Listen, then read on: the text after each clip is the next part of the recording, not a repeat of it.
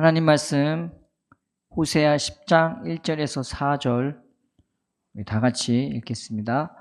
이스라엘은 열매 없는 무성한 포도나무라. 그 열매가 많을수록 재단을 많게 하며 그 땅이 번영할수록 주상을 아름답게 하도다. 그들이 두 마음을 품었으니 이제 벌을 받을 것이라. 하나님이 그 재단을 쳐서 깨뜨리시며 그 주상을 허시리라. 그들이 이제 이르기를 우리가 여호와를 두려워하지 아니하므로 우리에게 왕이 없거니와 왕이 우리를 위하여 무엇을 하리요 하리로다. 그들이 헛된 말을 내며 거짓 맹세로 언약을 세우니 그 재판이 바디랑에 돋는 독초 같으리로다. 아멘. 원래 호세아서가요, 선지서 중에서는 거의 제일 처음에 쓰여진 책입니다.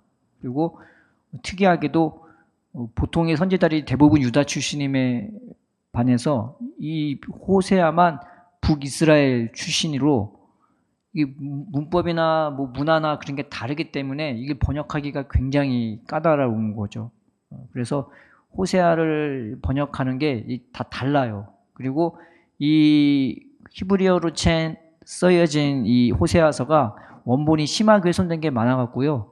이거를 제대로 앞뒤 문맥 맞춰가면서 번역하기는 게 여간 힘든 게 아닌 겁니다. 그러니까 이게 어조가 이게 유다의 어조가 아니라 북이스라엘의 어조에다가 이 원본에 있는 뭐 비석이나 두루마기나 그것이 훼손이 심해서요.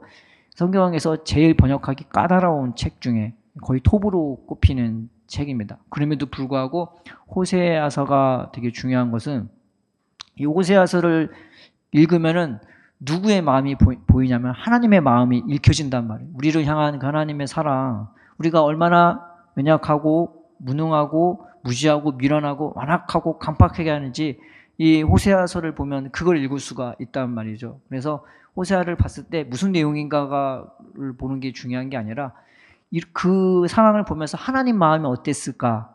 우리를 향한 하나님의 마음이 얼마나 애타고 또 그 절절하고 순애보적인지, 그리고 얼마나 갈기갈기 찢기는지, 이제 그걸 보면은 호세아서는 그 마음을 보면서 우리가 하나님을 더 생각할 수밖에 없고 하나님에게 가까이 갈 수밖에 없는 책입니다. 그래서 호세아가 쓰여진 다음에요, 이 선지서들이 이 호세아의 영향을 많이 받은 거죠. 그래서 우리가 흔히 아는 이사야도 호세아의 영향을 받고 에레미야도 호세아의 영향을 받고, 그럼에도 불구하고 이스라엘을 놓지 않고 그 유다를 포기하진 하나님의 마음이 이 고스란히 이 선지서에 전달이 되는 겁니다.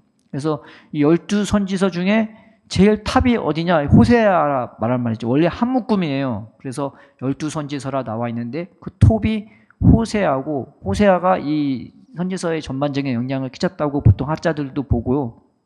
내용을 신학적인 것, 주제를 보는 그 학자들도 호세아가 가장 큰 영향을 미쳤다고 말할 정도로 호세아의 영향은 굉장히 큰 겁니다. 오늘 말씀도 그 와중에 적힌 말씀을 지금까지 봤는데, 호세아가 1장에서 3장까지는 호세아와 고멜의 관계를 통해서 하나님이 이스라엘 백성을 어느 정도로 사랑하고 아낄지를 먼저 보여주셨고, 4장부터 6장까지는 이스라엘이 영적으로 얼마나 음행에 빠져 있는지, 그들이 그 우상 섬기는 것을 질타하면서 그들의 죄가 이렇게 고발되었고, 7장에서는 그 죄들이 그들의 삶 속에서, 그 정치에서, 외교에서 얼마나 타락하고 변질됐는지, 얼마나 하나님 보시기에 가만히 내버릴 수 없는 상태까지 그 세상이 악하게 바뀌었는지를 폭로하면서 7장 마지막에는 하나님이 선포를 해버리죠. 화했을진저, 그리고 패망할진저.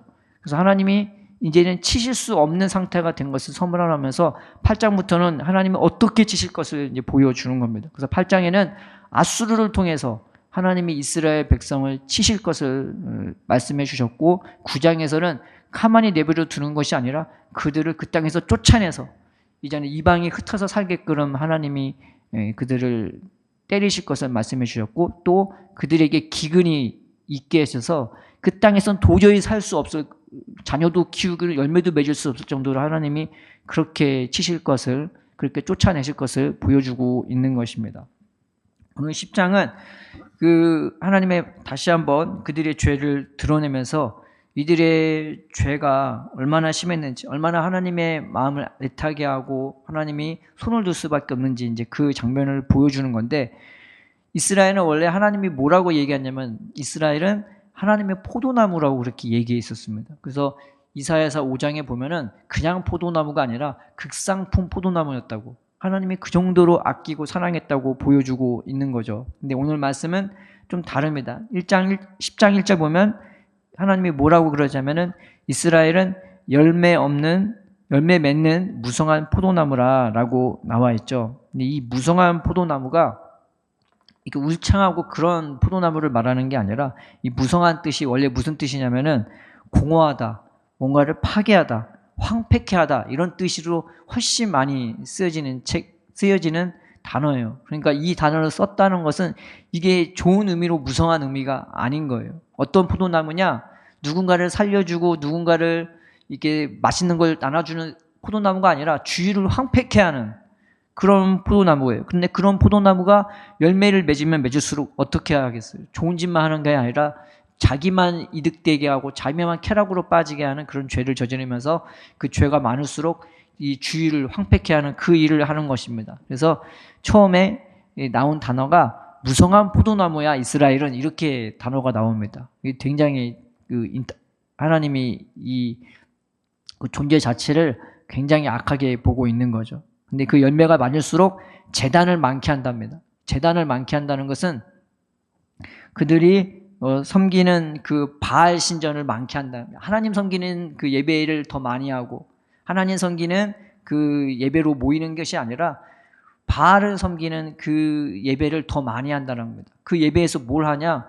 거기에서 바알한테 예배 드리면서 그 신전에 있는 여사제하고 이제 성관계를 맺고, 또 뭘 하냐? 그 바알과 예배 드리면서 막 울어요. 그 예배의 한 순서예요. 막 통곡하고 우는 거예요. 그 신 때문에 죽는 것도 그 신 때문에 좋아 죽고, 막 너무 애절하고 애통하게 슬퍼하는 것도 그 신 때문에 애통하고 슬퍼하고. 그 신한테 뭘 기도하냐? 땅과 기도 아니에요. 바알은 풍요의 신이고 그 같은 아내는 아스다롯이라고, 이게 다산의 신이에요. 그러니까 풍요와 다산을 위해서 막 그 극락의 쾌락으로 막 즐거워하는 예배를 드리고, 또 반대로 통곡하고 애통하는 막 그런 예배를 드리는 거예요. 그러니 이 하나님 입장에서는 기가 찰 노릇입니다. 그래서 그 열매가 많을수록 재단을 많게 한다는 의미가 바로 그겁니다. 오늘 이 바알이라는 신이 나에게 축복해 줬어. 난 예배 더 열심히 드려야지. 그러면서 그 이방 여사제하고 막 선교를 하고, 그러면서 또 거기서 애통하고, 더 많이 애통하고, 그런 예배의 시간을 더 늘리고, 그런 예배의 장소를 더 많이 늘리는 겁니다. 그게 북이스라엘이 하는 행동이었습니다. 가면 갈수록 그 죄가 얼마나 더 깊어지고 더 얼마나 넓게 퍼졌겠습니까? 또 하나는 주상을 세운다고 하죠. 이게 마체바라는 히브리 단어인데 이게 돌기둥이에요. 돌기둥을 이렇게 만들어 놓고 거기다가 막 엎드려서 절하고, 막 거기가 신이 임재했다고 막 거기서 예배를 드리는 거예요.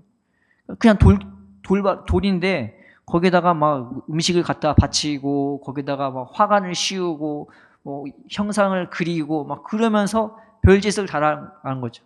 하나님은 오히려 반대로, 하나님이 우리에게 말씀하시고 하나님이 찾아오시고 하나님이 우리에게 채워주시고 덧입혀주시고 하루하루 한 걸음 한 걸음 인도해 주시는 그 하나님에 반해서 얘들은 자기들이 막 신한테 막 뭘 갖다 바치고 뭘 해주고 막 그런 거꾸로 된 그런 것을 하면서 그게 나를 축복해 준다고, 그게 나를 위로해 준다고 생각하면서 그런 짓들을 많이 하는 겁니다. 그래서 열매가 맺으면 맺을수록 하나님이 물질을 줬더니 그 물질 갖고 그 우상을 꾸미고 섬기고 막 더 사랑하고 더 휘황찬란하게 가꾸는 그런 일들을 하는 것입니다. 이게 이스라엘이 했던 행동들입니다. 그런데 그게 다 쾌락을 위해서, 자기 정욕을 위해서, 자기 그냥 풍요를 위해서 그 일을 하면서, 아이러니한 것은 그 일을 하기 위해서 별의별 짓을 다 한다는 겁니다. 사기치고 고소하고 빼앗고 죽이고, 그리고 서로 배반을 거듭하면서 국제 무대에서도 정졸한 게 없어요. 그냥 그 상황 따라서 내가 이제 여기서 갔으면 잘 될 것 같으면 여기 붙고 저기 붙고 막 왔다 갔다 하면서 정졸한 게 없는, 그러다 망한 게 이제 북이스라엘인데 그런 짓을 계속 하는 거죠. 그러니까 영적으로도 음란하고 육적으로도 음란하며 그들의 생활 자체도 완전히 하나님 보시기에 파탄 나 있는 그런 북이스라엘의 상태인 것입니다. 하나님이 이런 모습을 보면서 이들에게 뭐라고 말씀하시냐면 2절에 그들이 두 마음을 품었다고 나와 있습니다. 근데 이 단어가 원래 두 마음을 품었다고 나온 게 아니라 마음이 나뉘어졌다고, 마음이 쪼개져 있다고 그렇게 말하고 있는 거예요. 두 마음이란 말은 없고 그냥 마음이 쪼개졌다. 마음이 하나님하고는 상관없는, 하나님을 향한 마음은 쪼개져 버렸어. 하나님의 향한 마음은 나눠져 버렸어. 신병이 하나여야지 쪼개졌으면 그 죽은 거나 마찬가지잖아요. 그런 상태인 것을 말한 거고, 반대로 그 마음이 쪼개진 상태가 세상으로 향해서는 막 불타오르는 거예요. 그것 때문에 막 좋아 죽겠고 그것 때문에 너무 슬프고 그런 상태가 되는 것입니다. 그리고 세상에 대해서는 열광하지만 하나님에 대해서는 쪼개져 있어요. 반응이 별로 없는 거고, 세상에 대해서는 막 극한 쾌락을 느끼고 극한 슬픔을 느끼지만 하나님에 대해서는 미동도 하지 않고, 그리고 세상에 대해서는 완전히 짝한 상태가 돼버린, 하나님에 대해서는 완전히 끝난 상태가 돼버린 그들의 심령 상태가 바로 이 상태가 되는 겁니다. 그래서 호세아서 전반부에 보면은 그들의 마음이 미혹된 백성이라고, 겉만 미혹된 게 아니라, 하나의 행동만 미혹된 게 아니라 그들이 나를 알지 못하는 이유는 마음 자체가 시작부터 하나님을 향한 게 아니라 그냥 자기 눈에 보이는 욕심, 눈에 보이는 화려함, 눈에 보이는 막 극락, 쾌락 막 그런 것만 쫓아가니까 하나님을 알 수가 없다고. 하나님 누구시지? 하나님이 어떤 분일까? 하나님이 나를 이토록 사랑하는데 그 사랑이 뭘까? 그 하나님을 궁금해하거나 기대하거나 소망하거나 간절히 하는 것은 눈금만치 없고요. 마음이 다 온갖 세상에 우상에 다가 있는 그런 상태가 되는 겁니다. 이게 마치 뭐와 같냐면요, 부부가 결혼을 했어요. 남자하고 여자가 결혼을 해서 남편이 되고 아내가 됐어요. 그런데 이 아내가 이 남편한테 뭐 평상시에 잘해주고 그게 아니라 무슨 행사만 있으면 그때만 그냥 의무적으로만 그 행사를 하는 거죠. 결혼 기념일이나 생일이나 그럴 때만 밥 차리고 아무런 이게 얼굴에 변화가 없어요. 그런데 이 여자가 바람을 피는데 그 남자 만난다고 하면 벌써 흥분해갖고 막 이호 저호 다 치장하고 막 좋아 죽는 거예요. 근데 그 바람 피는 남자가 못 나온다고 하면 막 슬퍼갖고 막 울고 있고 어떻게 하면 그러면서 괴로워하고 있는 거예요. 하지만 남편에 대해서는 아무런 반응도 없고 느낌도 없고 무슨 리액션도 없고 오늘 생일이네 밥 차려줄게 하는 그것밖에 없는, 이 남자 입장에서는 얼마나 그게 비참하고 괴롭고 분하고 슬프겠습니까? 근데 이런 상태가 돼버린 것입니다. 하나님이 정말 이런 백성들의 상태를 보면서, 그들의 모습을 보면서 항상 외면받는, 무시당하는 그런 입장이 되신 거죠. 똑같습니다. 그보다 더하면 더했지 덜하지는 않는 것입니다. 하나님에 대해서는 눈물 한 방울도 없고 애타는 마음도 없고 사모하는 마음도 없고 그냥 그때만 되면은 그냥 의식적으로 예배드리는 그런 모습이죠.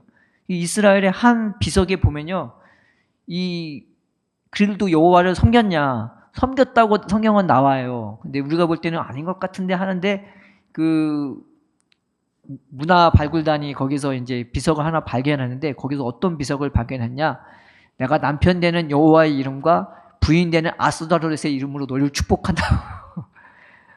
여호와가 그렇게 그들에게 그 이름이 악용되는, 그들의 정욕을 채워주는 바알로 어느 순간 둔갑이 돼버리고 부인이 아스다롯이 되는, 성경에 있지도 않는 자기들끼리 만들어갖고 자기들의 사욕을 채우는 도구로 하나님을 사용해버리는 그런 무분별한 모습을 볼 수가 있는 거죠. 그러니까 마음 자체가 이미 쪼개져 있는데 무슨 말을 해도 뭘 듣겠어요. 그러니까 하나님이 하시는 말씀이 2절에 이제 벌을 받을 것이라. 자, 이제 벌을 받아. 너 마음이 쪼개졌어. 너 이제 안 돼. 그 마음 상태는 어떻게 할 수가 없어. 그러니까 벌을 받아. 이 말을 하는 겁니다. 형벌을 받는다는 그런 말이죠. 그래서 하나님이 그 제단을 쳐서 깨트리시며 그 주상을 허시리라 라고 나와 있습니다.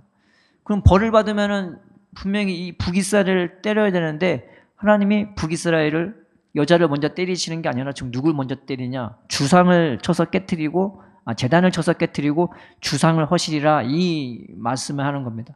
그들이 짝하고 있는 그 남자 놈을 먼저 하나님이 건드려 버리는 거예요. 너 내 부인하고 바람 폈어? 누가 내 아내를 건드렸어? 막 그러면서 그 제단을 쳐서 깨트린다는 의미가 바로 그런 의미가 되는 건데, 이 쳐서 깨트린다는 단어가 원래 한 단어예요.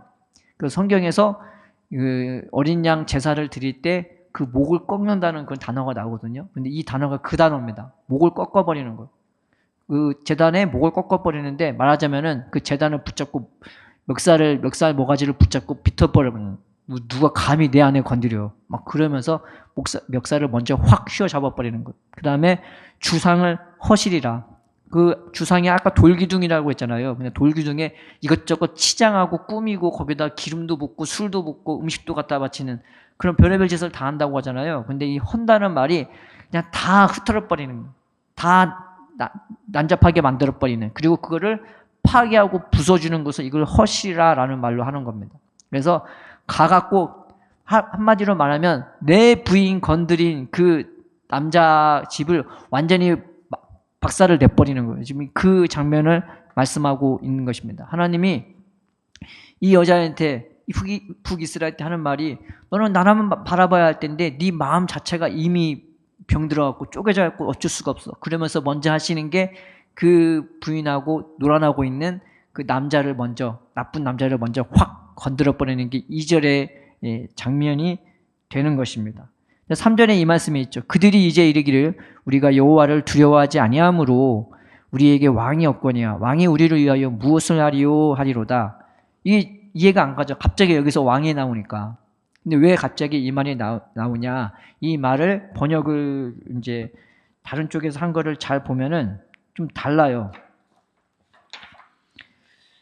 우리말 성경에는 뭐라고 나왔냐면, 그러고 나면 그들이 말할 것이다. 우리에게 왕이 없는 것은 우리가 여호와를 두려워하지도 않았기 때문이다. 그러나 그 왕이 우리를 위하여 무엇을 하리요? 라고 나온 겁니다. 하나님이 이 주상과 북이스라엘이 의지했던, 바람났던 그 남자를 먼저 하나님이 밟아버리신 다음에 이제 누구를 밟냐? 왕을 밟아버리는 거예요. 왜 갑자기 왕을 밟냐? 그 남자를 주선시킨 게 이 왕이었단 말이에요. 왕이 했던 게 하나님을 잘 섬기도록 이끌어주고 본이 되고 그걸 해줘야 되는데, 이 왕이 뭘 했냐? 오히려 주상을 만들었던 것입니다.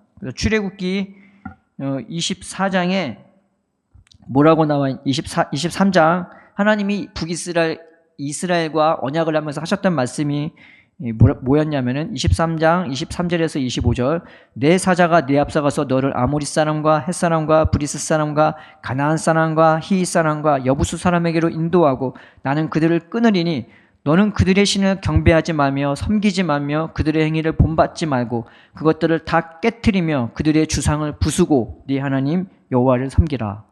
그래서 하나님이 우리를 가나안 땅에 들어갈 때 하나님이 나의 모든 것 됐을 때, 그때 은혜가 충족해지면 그 마음이 너에게 들어왔을 때 네가 그동안 섬겼던 건 이제 다 깨부셔. 욕심 깨부셔. 우상 깨부셔. 음란함 깨부셔. 다 깨부셔. 그리고 섬기지 마. 이 말이 그 말이거든요. 근데 이 말을 지금 못하고 있는 거예요. 또 다른 말씀에도 있죠. 출애굽기 34장 11절부터 13절. 이때는 하나님이 이 이스라엘과 만나 주신 다음에 내가 너희에게 말하는 걸 너희가 들었잖아. 하늘이 울리고 땅이 울리고 산이 흔들리고 너 이거 봤지? 나는 천지 만물 지은 하나님이야. 내가 뭘 만들었지 내가 만들어진 존재가 아니야. 그러니 너희는 나를 비교해서 뭘 만들지 말라고 하셨단 말이야. 너는 나만 가까이 하고 나만 사모하라고 그 말씀 주신 다음에 그리고 언약을 맺었는데 그 언약을 맺자마자 이들이 한 게 뭐냐면 우상을 만들었어요. 황금 송아지를 만들었어요. 그러니까 하나님이 얼마나 기가 막히겠어요. 지금 바로 앞에서 너 나 사랑하지, 너 나만 바라, 만들지 마, 나만 바라봐 했는데 그 앞에서 송아지 우상을 만들었단 말이에요. 그 다음에 하나님이 다시 모세가 중재를 시키면서 하나님이 이스라엘 백성에게 했던 말이 이 말씀입니다. 너는 내가 오늘 내게 명령하는 것을 삼가 지켜라. 보라, 내가 네 앞에서 아모니 사람과 가나안 사람과 헷 사람과 브리스 사람과 히윗 사람과 여부스 사람을 쫓아내리니 너는 스스로 삼가 네가 들어가는 땅의 주민과 언약을 세우지 말라. 그것이 너에게 온누가 될 거 아니라 너희는 도리어 그들의 제단들을 헐고 그들의 주상을 깨트리고 그들의 아세상을 찍을지어다 라고 말하고 있어요. 하나님은 애초에 주상을 만들거나 섬기거나 그걸 뭐 꾸미거나 그러지 말고 오히려 부수고 깨트리라고 허물어 버리라고 오히려 말하고 있던 거죠. 근데 그 일을 정말 잘했던 사람이 있었습니다. 그게 누구냐면 바로 다윗이었어요. 그 세상은 그러잖아요. 내가 다 왕이 되고 뭐가 되면 돈이 있어야 되고 좋은 사람이 있어야 되고 권력이 있어야 되는데 이 다윗은 하나님만 의지하고 섬기니까 오히려 힘 있는 사람을 자기한테 끌어들이는 게 아니라 힘 없는 사람을 오히려 붙들어주고 끌어주면서 이 다윗의 나라가 점점 커지고요. 그 하나님 의지하면서 했던 게 뭐냐면은 보통 우상을 파괴하진 않아요. 가져와요. 왜냐하면 우상 자체가 금으로 만들고 여러 가지 보석으로 치장이 되었기 때문에 그 우상 자체도 값어치가 있기 때문에 함부로 버리지 못합니다. 그런데 다윗은요, 그 싸움터에 나가고 그 우상들을 다 불태워버려요. 그 귀한 금덩이, 자기 녹여서라도 뭘 만들 수 있잖아요. 근데 그 금덩이를 오히려 다 쪼개버리고 부셔버리고 불태워버렸어요. 그 어떤 왕도 그렇게 하지 않았는데 이 다윗은 그 하나님의 말씀대로 그 일을 하면서 하나님이 보배가 되고 또 이스라엘 백성이 하나님의 보배가 되는 그런 관계로 좋은 본을 보여줬단 말이에요. 그런데 다윗이 그런 본을 보여줘갖고 좋은 선례를 남았는데 이 북이스라엘 왕들은 초장부터 주상을 깨고 허무는 게 아니라 오히려 주상을 세웠어요. 송아지를 만들었습니다. 왕이 본을 보여야 되는데 하나님 섬기는 본을 보여야 되는데 섬기는 본을 보이기는커녕 오히려 송아지를 베델에도 만들고 북이스라엘의 맨 끝단인 그 단에도 제일 밑단인 베델에도 하나씩 만들어서 이 주상을 만들고 세우면서 너희들 이게 여호와라고 너 섬기라고 그 송아지 보고 여호와라고 섬기라고 그런 기가 막힌 일들을 했습니다. 그래서 성경에 있는 왕들이 딱 두 가지 길로 나뉘어 버려요. 하나는 다윗의 길, 하나는 여로보암의 길. 이 왕이 다윗의 길로 행했더라라고 나와요. 다윗의 길로 행했다는 것은 하나님만 섬기는 길, 사랑으로 행하는 길, 믿음으로 행하는 길, 그리고 우상 섬기지 않는 길로 갔다는 말이고, 여로보암의 길로 갔다는 것은 하나님을 등지는 길, 우상을 만드는 길, 우상을 세우는 길, 우상을 섬기는 길로 왕들이 갔다는데 북이스라엘은 하나같이 다 여로보암의 길로 가고 심지어는 이 여로보암 왕조 끝나고 바하사 왕조 끝나고 그 다음에 시므리는 금방 죽고 오므리가 왕조가 생겼는데 그 아들 아합은 사마리아를 세우고 거기다가 아에다 바알 신전을 완전히 세워버렸어요. 아소다로 신전을 세우고 그 선지자들을 수도 없이 많이 만들었단 말이에요. 그 수백 명의 선지자가 뭐 했겠어요. 여기저기 돌아다니면서 그 자기들이 복음이라고 바알의 복음이라고 하면서 여기저기 가리키고 막 기도해주고 막 상담해주고 그랬을 거 아니에요. 그러니까 온 지역을 죄악으로 물들게 했던 것입니다. 왕들이 그 일을 해버리는 거예요. 그러니까 하나님이 처음에는 주상 그리고 제단을 먼저 깨트려 버린 다음에 그것을 세우고 주선시킨 이 왕들을 하나님이 그 다음에 쳐버리는 장면이 바로 3절의 장면이 되는 것입니다. 되게 웃긴 거죠. 근데 하나님을 두려워하는 마음은 두려워하다, 이게 두려워하다 하는 마음이 뭐냐? 여기 보면은 우리가 여호와를 두려워하지 아니하므로 하나님이 이 일을 했다. 이 말이 무슨 말이냐면은 두려워하다는 말이 경외하다는 야레라는 히브리어 단어거든요. 그래서 하나님은 경외하라, 하나님은 경외하라 그런 말이에요. 그런데 그 경외하다는 말이 어떤 말이냐?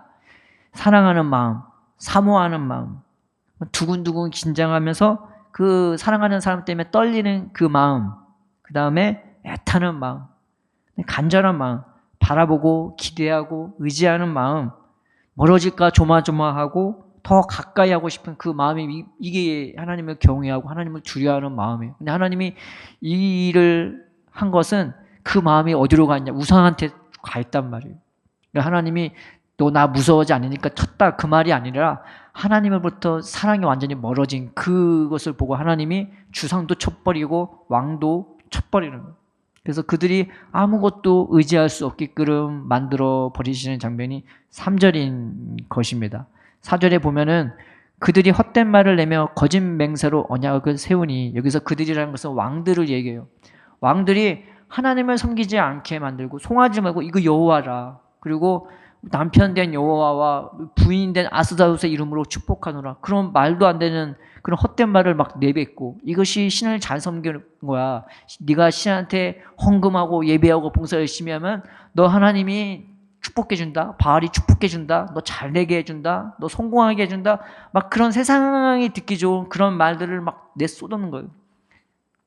그리고 거짓 맹세로 언약을 세운다고, 하나님이 나를 왕으로 세웠어, 그러니까 날 잘 믿고 잘 따르라고. 그 거짓 맹세, 하나님을 섬기지도 않고 하나님을 사랑하지도 않고 자기 권력만 유지하려고 하고 자기 욕심만 채우려고 하는 이 짓을 이 왕들이 이게 하는 거예요. 그래서 4절 다음에 뭐냐, 그 재판이 바디당에 돋는 독초 같도다. 이 재판이란 말이 미슈파트인데 심판이 되기도 하고 공의가 되기도 하고 그 다음에 고소가 되기도 합니다. 근데 그 왕들이 하는 일들이 뭐와 같냐면은 밭이랑에 돋는 독초 같아요. 독초 먹으면 죽잖아요. 독초 먹으면은 사지가 마비되고 결국 죽게 하는 겁니다. 근데 독초는 밭에서 안 나요. 독초는 어디서 나냐? 저 산골짜기나 아니면 숲을 우거진 곳에 어쩌다 한두 개 나가 있는 게 이게 독초지. 독초를 막 키우는 그런 사람이 없는 거죠. 근데 그 재판이 이 왕의 판단력, 왕의 생각하는 그 일들이 뭐와 같냐? 바디랑에 돋는 독초 같대요. 아예 독초를 재배하는 일을 하는 거예요. 그러니까 그 왕들이 하는 일이 우상을 만들고 섬기면서 그 독초 같은 것을 온 세상에 다 이 밭에다가 아예 대놓고 대마를 키우는 거와 같고 마약을 키우는 거와 같은 거예요. 근데 그 일을 지금 왕이 대놓고 국가 사업으로 하고 있단 말이에요. 그러니까 얼마나 기가 차요. 그 독초가 본인도 죽게 하지만은 하나님이 사랑하는 북이스라엘도 죽게끔 만드는 것입니다. 그래서 오늘 이 말씀을 통해서 그들이 이만큼 썩어 문드러졌고 왕들도 기가 찬 일을 하는구나 라는 것을 알게 되었죠. 성경에 보면 여로보암에 대해 하나님이 하신 말씀이 뭐냐면, 여로보암이 우상을 짓더니 이 백성들을 몰아갖고 하나님을 떠나게 했다고, 하나님을 등지게 했다고 그렇게 말씀하고 있는 것이죠. 그래서 하나님이 이 북이스라엘에 치시면서 그들이 의지했던 제단, 주상, 돌기둥 그거 다 파괴하고 그들이 의지했던 왕들조차 이제 의지하지 못하게 만듭니다. 이제 후반에는 이제 그 다음에 어떻게 하시냐면은 이 이스라엘 백성을 하나님이 낮춰버려요. 그래서 누가 누구를 사랑하고 아끼는지 철저하게 깨닫게 만들어요. 야, 네가 사랑하는 그 돈이, 그 사람이 저 아수르가 널 사랑하는지 한번 보라고. 근데 나중에 보면 아수르가 사랑과 같았는데 오히려 막 짓밟고 짓누르고 괴롭게 하고 슬프게 하고 애굽 때보다 훨씬 힘들게 만들어버리죠. 그때서야 네가 나를 생각하고 찾아오게 될 거라고. 그때 내가 네 마음이 진실하게 바뀔 때 내가 너를 그때서야 품어주고 다시 끌어낼 거라고 하나님은 말씀하고 언약하고 있는 것입니다. 오늘 이 말씀을 통해서 우리가 보는 것은, 우리는 원래 하나님의 포도나무라는 사실을 잊지 말아야 됩니다. 나 스스로 가꾸고 나 스스로 관리하는 포도나무가 아니라 하나님이 친히 나와 함께 해주시면서 나를 관리해주고, 그래서 예수님이 하신 말씀이 뭐냐면은 나는 포도나무요 내 아버지는 농부라고. 아버지가 농부가 훨씬 땀을 많이 흘리잖아요. 얼마나 부지런하고 얼마나 성실합니까? 그 농부도 하나님을 보면은 정말 대단하잖아요. 고개가 숙여지는 것처럼 하나님이 그렇게 관리해주는 포도나무라는 것을 우리는 잊지 말아야 되는 겁니다. 그래서 늘 내가 하나님이 나를 돌보시는 포도나무야. 그래서 그 하나님 나를 붙들어 달라고, 나를 인도해 달라고, 그리고 내가 하나님 세상에 매이는 포도나무가 되지 말게 해달라고. 오늘 하루를 살아가면 살아갈수록 하나님 세상 것에 매이는 그런 포도나무가 아니라 하나님 손길에 의해서 내가 다듬어지고 그렇게 자라나고 뿌리 내려지는 그런 포도나무가 되게 해달라고. 그리고 열매 맺는, 진짜 좋은 열매 맺는 포도나무가 되게 해달라고. 열매는 누굴 기뻐합니까? 포도나무 스스로를 기쁘게 하는 것이 아니라 주위에 있는 사람들을 기쁘게 하고 또 농부되는 하나님의 마음을 기쁘게 하는 것입니다. 그래서 예수를 믿는 자는 사람에게도 하나님에게도 인정받지만 사람에게도 칭찬받는다고, 모든 사람에게도 칭찬받는다고 사도 바울이 하는 말이 바로 그것 때문인 겁니다. 내가 포도나무라는 정체성을 가지고 하나님 오늘로 나를 돌봐달라고, 세상 헛된 것에 내가 속지 않게 해달라고, 내가 세상 것에 투자하고 뭐 그런 것도 하지만은 내 마음 중심에 늘 하나님을 향한 저 영원한 하나님 나라 바라보면서 오늘 하루도 하나님의 포도나무로 내가 자라갈 수 있게 해달라고. 두 번째는 내가 진정으로 의지할 분은 예수님밖에 없는 것입니다.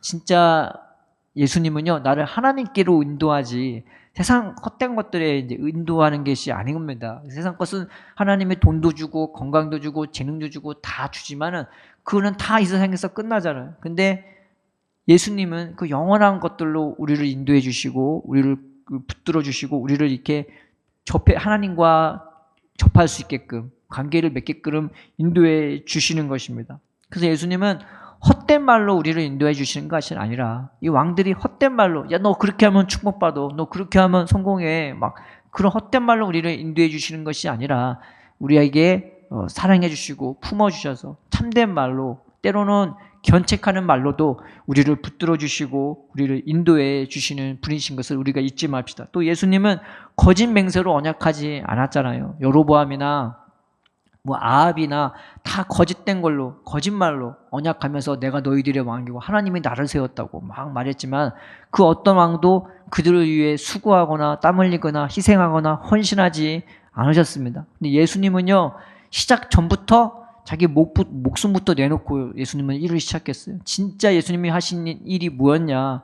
제자들의 마음을 고쳐주시고 새롭게 해주시고 변화시켜 주셔서 그들 안에 성령이 임할 수 있는 거처가 될 수 있도록 예수님이 만들어 주시지 않았습니까? 오늘 예수님이 하신 일이 바로 그거예요. 늘 우리 곁에 오셔서 나를 이렇게 사랑하는 그 피를 다 나를 위해 아낌없이 피를 다 쏟아주시는 그 예수님의 열정으로, 그 예수님의 진실함으로, 그 예수님의 그 성실함으로 나를 붙잡아 주시고 나를 새롭게 하고 나를 인도해 주시기 위해 주님은 그 피로 언약을 맺어 주셨습니다. 헛된 세상의 거짓 맹세로 언약하는 그런 계약을 맺고 이런저런 것으로 유혹하는 것들이 많이 있지만은 나를 참되게 보시고 참되게 언약하시면서 인도해 주시는 분은 예수님 밖에 없음을 인정하시면서 우리의 참된 왕이신 예수님을 늘 모셔드리는 저와 여러분 되기를 주님의 이름으로 축원드립니다. 우리에게 우상이 얼마나 많이 있겠어. 내가 알지 못하는 우상, 때로는 알면서도